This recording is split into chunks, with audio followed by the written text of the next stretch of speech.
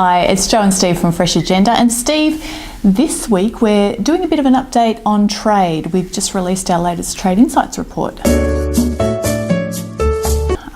I suppose that the take is trade stumbled a little bit in May. Yeah, the overall picture is still positive. The trade activity is still very strong relative to where we've seen in the past. But inevitably these big surges run out, and so in total terms it stumbled a little bit under the prior year comparative. But if you look back over time, we've had some very solid numbers for many months. That's right, and it's like 0.3% down on a milk solids equivalent, so very marginal drop. Yeah, look, positives as we've got them up there. Prices are still quite cheap, so there's still that's still driving a fair bit of demand, and there's still some capacity on the demand side. When we've looked at trends, we still see some regions that are probably going to stay in the market for a period of time. And fats are still recovering from the floor with very high prices, so that's a good sign. We're seeing some slowdown activity since these numbers. We've probably got some full pipelines, and I guess since adding to that slowness is prices have risen, particularly whole milk, since this trade data. So we're going to probably see in the next month's release a bit of a worse picture. Yeah, that's right. So we've just got some charts just to show what's happened in milk solids equivalent terms and what I suppose the product breakup is there. Yeah, that just shows the trends over time. That big surge from late last year through to this is positive, and then we look on the demand side. Who bought, who sat back. That's interesting. You can see the strength of the Middle East, North Africa region.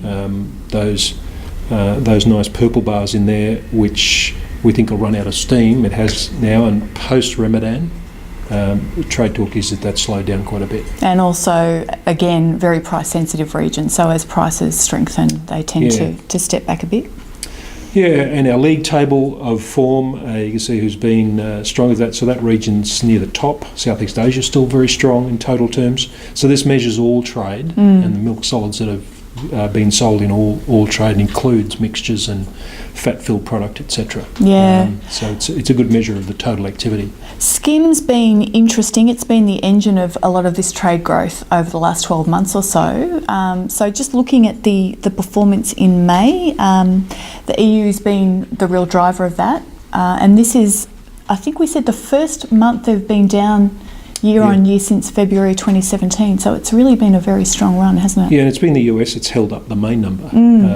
Europe actually fell, but the US held up that total. You can see the price. I think the price is very interesting. They're still sliding here in the numbers, and we've looked forward. So putting this in the context, we still think there's a couple of months of low prices coming in the shipped data, which lags spot prices by several months. So you should stay fairly strong in total terms. Absolutely. Just reminding, the infant formula story is still pretty good. You can see on this chart here that shows that's still almost exponential. Going on there into China. Yes, absolutely. So I thought we'd focus a bit on the US situation, which we seem to talk about a lot, but it's always interesting. And it's a doozy of a week this week too. So a bit of important data release. Cheese stocks, cold storage data comes out. That's another word for cheese and butter stock numbers. Cheese stocks again very high. They're again historically high. Mostly the problem is mozzarella and those other than cheddar varieties are at their highest level. They've risen 16% over the prior year, so that's a pretty strong number. And looking at the price chart, we see the impact of these trade shocks, where we've seen barrel product being the consequence of a shift in mix away from mozzarella being affected by the tariffs into those two important markets. Incredible volatility there. Yeah, it's a nice little pattern, isn't it? What also got released overnight is the announcement from Donald Trump that having firstly created the trade war through steel tariffs and seeing the retaliation, now he's riding in to save the situation. Like a white knight. He's more like orange, I think. So a raft of supports to agriculture, $12 billion as a package, made up of three elements: some port payments, purchase of surplus stocks and some trade promotion activity to free up trade, for goodness sake, because this has come about because of protectionism. So it's interesting. This is across agriculture, so grains, corn, pork, soy, as well as dairy.